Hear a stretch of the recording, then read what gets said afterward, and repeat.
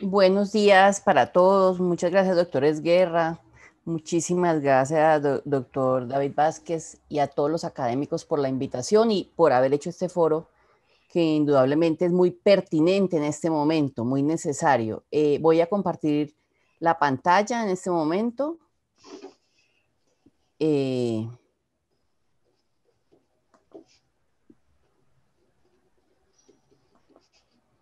y me cuentan, por favor, si ya la ven, si ven Bueno, la ok.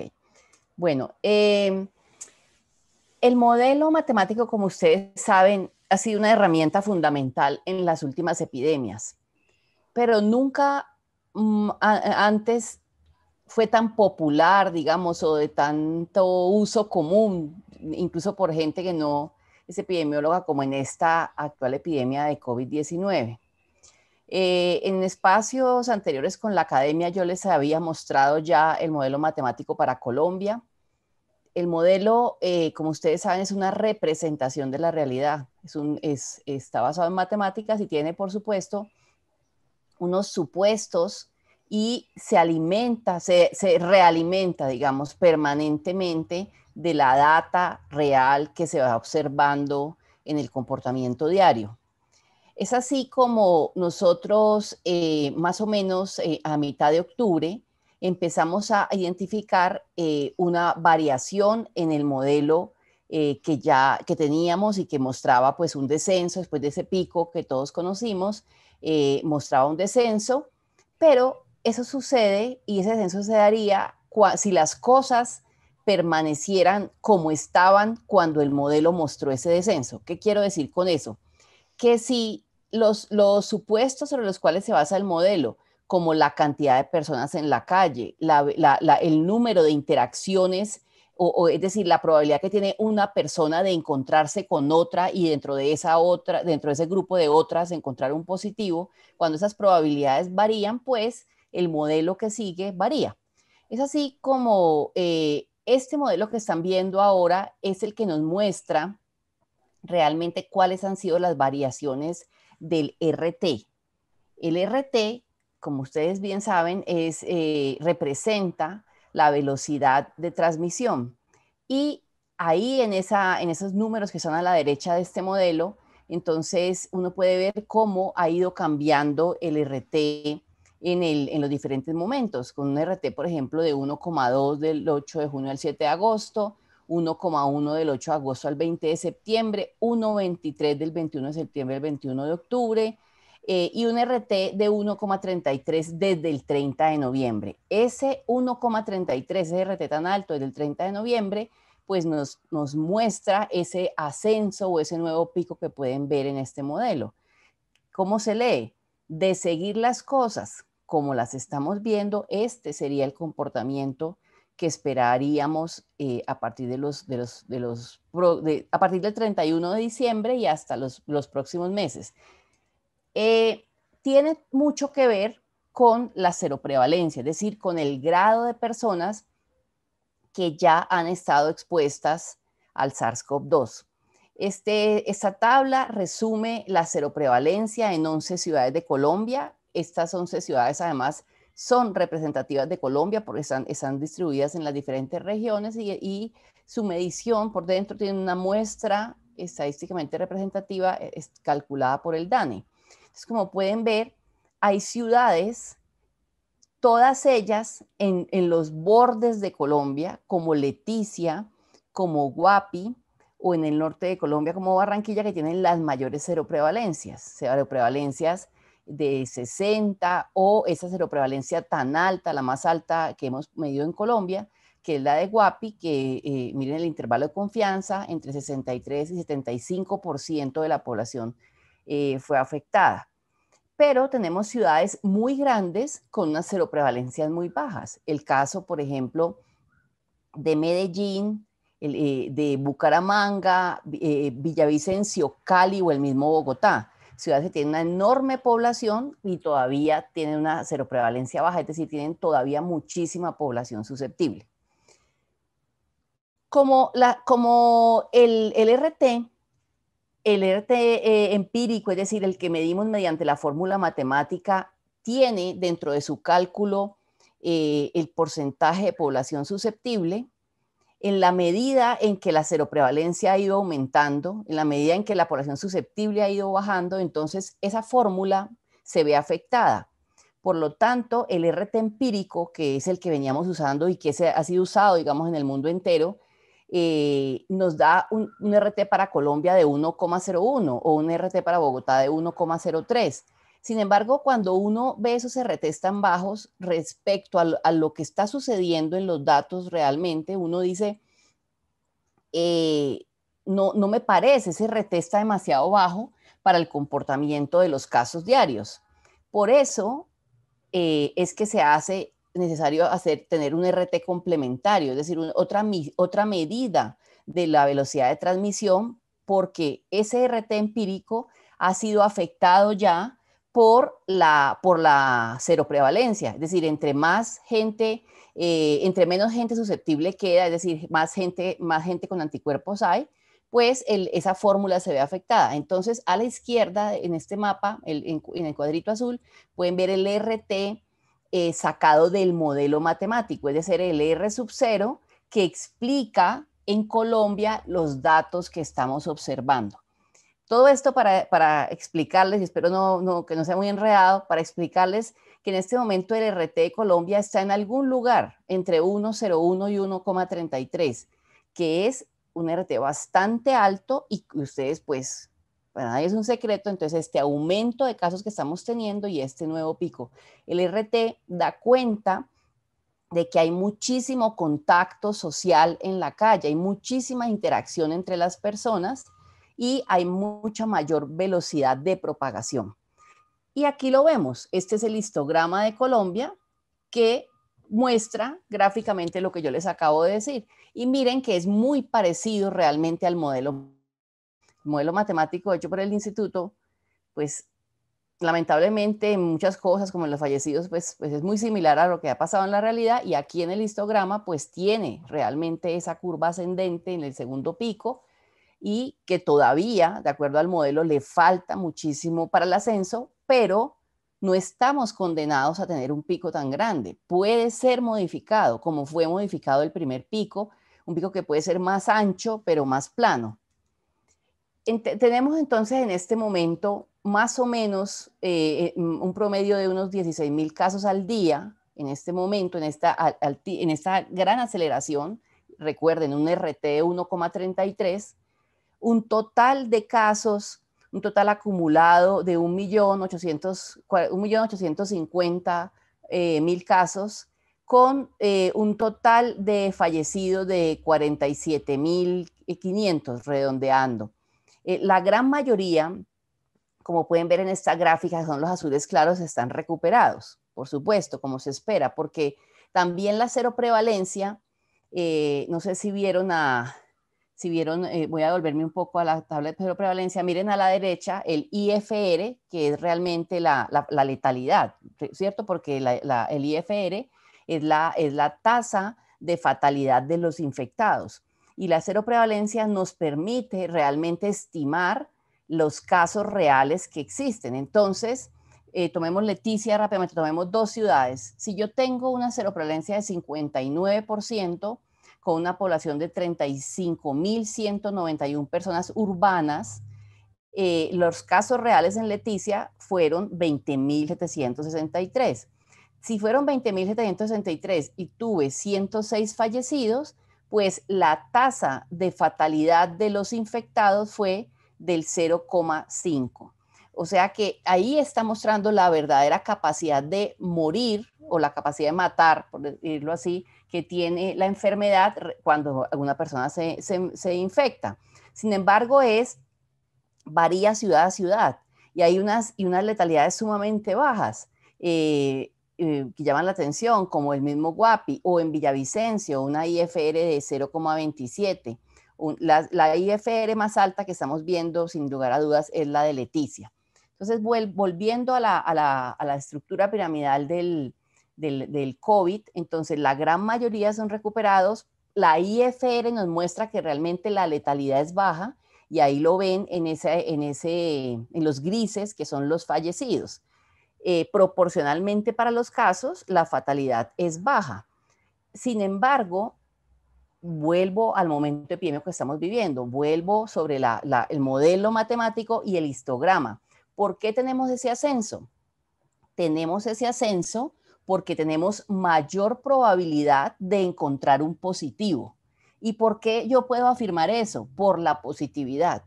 La positividad me muestra cada cuántas personas, es diferente si yo cada 10 personas me encuentro un positivo, así cada 5 me encuentro un positivo o cada 3 me encuentro un positivo. O sea que tengo mayor probabilidad de ser contagiado porque tengo tan alta la positividad que necesito menos personas o estar en contacto con menos personas para encontrarme el caso positivo. Entonces, la positividad es un indicador muy temprano, rápidamente muestra, y miren que es muy parecido al histograma y también al modelo. Entonces, miren el descenso en la positividad, como más o menos en la semana 41 llevábamos ya la positividad en 20%, pero lamentablemente en la semana 50 empezamos a ver el ascenso de la positividad de nuevo, o sea, en el mes de diciembre, y estamos observando ya en este momento, en las 2 primeras semanas del año 2021, con una positividad del 30%. Quiere decir que el 30%, la tercera parte, en 100 personas, la tercera parte de las personas son positivas. 1 de cada 3, tengo una posibilidad muy alta en este momento, y por eso, y esto está por ciudades, y ciudades con positividades incluso más altas. Hay 2 o 3 ciudades con positividades de 47%. 1 de cada 2, es muy alta la probabilidad de encontrarme una persona positiva en la calle. Aquí se ve claramente entonces la positividad de Colombia para que puedan ver los porcentajes. Pueden ver cómo cayó en el mes de noviembre cuando venía en franco descenso, cómo se da ese fenómeno de la aceleración del RT, más gente en la calle, cantidad de fiestas, eventos, contactos, y eso rápidamente sube el RT, aumenta el contacto entre personas y sube la positividad. Por eso el aumento tan grande de pruebas. No estamos haciendo back, o sea, no es que estemos haciendo búsqueda activa comunitaria, como algunos creerían. No, las pruebas obedecen a la búsqueda activa de cadenas de contacto. O sea que cuando yo tengo más positivos, pues tengo más cadenas de contacto y tengo más contactos que estudiar. Por eso termino como el día de ayer haciendo 97,000 pruebas, porque tengo muchas cadenas de contacto abiertas, porque tengo una altísima positividad en el entorno. Si vemos cuál es la distribución por grupo de edad, pues definitivamente el predominio de los casos, y aquí hemos partido el comportamiento de la epidemia en dos mitades. Entonces, aquí les estoy mostrando desde el inicio de la epidemia hasta la semana 40, y el predominio claramente era los grupos de 30 a 29 años, y tenía un comportamiento muy parecido entre hombres y mujeres, muy similar, un poco más alto en hombres en casos, aunque la mortalidad sí es más alta, claramente más alta en hombres. Cuando vemos la segunda mitad, es decir, desde la semana 41 hasta el día de ayer, tenemos también, ese predominio de edad, pero, ojo, estamos viendo grupos más jóvenes ahora que entran a formar parte de los casos. Y estas gráficas que siguen me parecen sumamente interesantes. Aquí vemos los estratos socioeconómicos de los pacientes con COVID. Todos tenemos que recordar que el estrato 4, 5 y 6 es más pequeño en Colombia. O sea, los estratos predominantes son 1, 2 y 3, sobre todo el estrato 2. Sin embargo, como los voy a comparar entre ellos mismos, puedo hacer la comparación. Entonces, veo la primera mitad de la epidemia, desde el inicio hasta la semana 40, y como está descrito también en todos los países, y por eso se habla tanto de la sindemia, la epidemia tiene un predominio de estratos 1, 2 y 3. Todo estrato 2, como pueden ver, con una baja participación de los estratos 4, 5 y 6. En la segunda mitad, aunque eso sigue siendo así, ya hay una disminución en la participación de los estratos 1, 2 y 3 y se empieza a ver un crecimiento que es pequeño porque esos estratos son pequeños, pero se ve claramente un crecimiento de la participación de los estratos 4, 5 y 6. Es bien interesante y si se hace un análisis de la mano con el anterior que les mostré de los grupos etarios, pues vemos cómo en la segunda mitad de la epidemia hay más gente en la calle, se acelera el RT, se aumenta la velocidad de transmisión, hay mayor participación de personas más jóvenes, y estoy hablando de adolescentes y personas de 20 a 40 años más jóvenes. Esas personas más jóvenes, además de que, digamos, activan la transmisión, se ve además el crecimiento en los estratos 4, 5 y 6.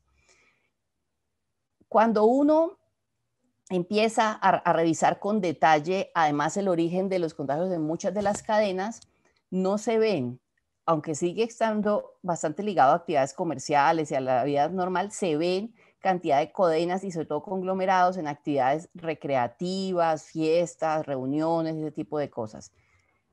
En conclusión, se ve un fenómeno que ha estado escrito en otros países, más gente en la calle, actividad, digamos, recreativa. Obviamente, la época también es muy difícil, con diciembre, terminación de año, contagio de personas más jóvenes que contagian al interior de sus casas a grupos de edad, a los abuelos, a las personas mayores, y que además personas que han estado, digamos, confinadas largo tiempo, de estratos 4, 5 y 6, empiezan a tener mayor contagio traído desde a la calle, digamos, por actividades probablemente externas de los más jóvenes de la casa.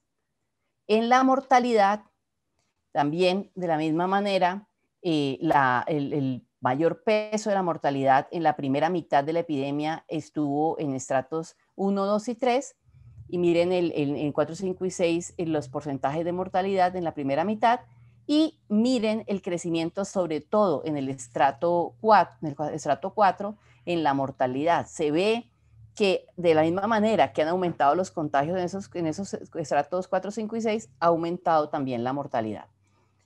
Los fallecidos, por supuesto que sabemos que hay mayor probabilidad de morir cuando se tiene, entre más edad se tenga en general.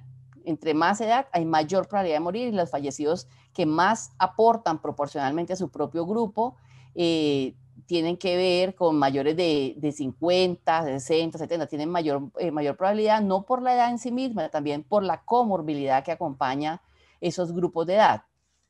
Sin embargo, nos preocupa y nos llama la atención, y por eso traje esta gráfica del Ministerio de Salud, que me prestó el Ministerio de Salud, en el que se ve claramente similar. Miren la línea roja, que es el total de todas las muertes. Miren cómo el total de todas las muertes, que se comparan obviamente con el canal endémico que se construye con los 5 años anteriores de la mortalidad. Entonces, la línea roja muestra una curva muy similar a la del modelo y muy similar a la del histograma de casos. Entonces, se ve el primer pico de mortalidad, se ve el descenso franco en la mortalidad, pero se ve preocupantemente un incremento de todas las muertes, es decir, ni siquiera por COVID, porque puede ser, después se puede aclarar la clasificación, pero si hay algo que está generando un exceso total de muertes. Y en las barras verdes ven lo que está en sospecha para COVID, es decir, aquello que está en proceso de aclaración. Si bien en las barras rojas, que son los COVID confirmados, disminuyen en las últimas semanas, se acumulan las barras verdes, que es el exceso de mortalidad, o las que están ahí pendientes para ser estudiadas y ser aclaradas. El exceso de mortalidad, la línea roja arriba, perdón, nos muestra claramente un ascenso preocupante, muy de la mano con el crecimiento total y el nuevo pico que anuncia el modelo y que lamentablemente se nos está cumpliendo. Para terminar, quiero hablarles de esta gráfica. Colombia desde el año 2016 implementó la vigilancia genómica para los virus. El primer virus que fue estudiado, digamos, a cabalidad fue Zika, y fue así como nosotros logramos darnos cuenta que el ingreso de Zika realmente provino de Venezuela y no de Brasil. El Zika que digamos así, ingresó a la epidemia a Colombia. Eh, Luego, durante toda la batalla, llamémoslo así, contra sarampión, en la que impedimos tener una epidemia de sarampión, pues la vigilancia genómica fue clave y pudimos ver los diferentes linajes que circulaban de sarampión en el país. Y en SARS-CoV-2 pues ha sido igual, y se ha reforzado ahora, como seguramente han oído, al igual que hicimos con PCR, vinculando laboratorios públicos y privados a todo aquel que puede hacer genómica. No todos con una capacidad completa, muchos de ellos en un camino de acompañarlos para que puedan desarrollar al máximo su potencial. En total somos 15 laboratorios que en Colombia podemos hacer genómica. Colombia, en este momento, esta es la foto a enero 13. Hemos obtenido 250 secuencias de alta calidad. Para obtener 250 secuencias hemos procesado más de 600 muestras de todos los departamentos que ven ahí como en ese rosadito más oscuro, y hemos identificado en esas 250 muestras 29 linajes. Dentro de esas 250 secuencias hay 31 secuencias de diciembre y enero, o sea, recientes. Esos 29 linajes nos han permitido identificar no solo algo que le llama mucho la atención a los medios de comunicación, aunque no es nada raro en absoluto, que es que había un linaje propio colombiano, como todo país. Es más, todo el país que no tenga un linaje propio es porque no hace genómica realmente, porque la mutación es algo natural en los organismos vivos, es natural en los virus y es común además. Entonces encontramos el linaje colombiano, pero de la misma manera hemos identificado el linaje que estaba solo escrito en Canadá, ya lo tenemos acá, el linaje que estaba escrito solamente en Perú, ya lo tenemos acá. Es decir, es una movilidad permanente. En estas 29 linajes no ha sido aún identificado el linaje descrito ni en Sudáfrica ni en el Reino Unido. No quiere decir que en algún momento, en cualquier momento pueda ser identificado y lo vayamos a comunicar. El hecho es que todos los linajes son mecanismos adaptativos del virus. Busca el virus tener mayor eficiencia en su capacidad de sobrevivir y de infectar al humano.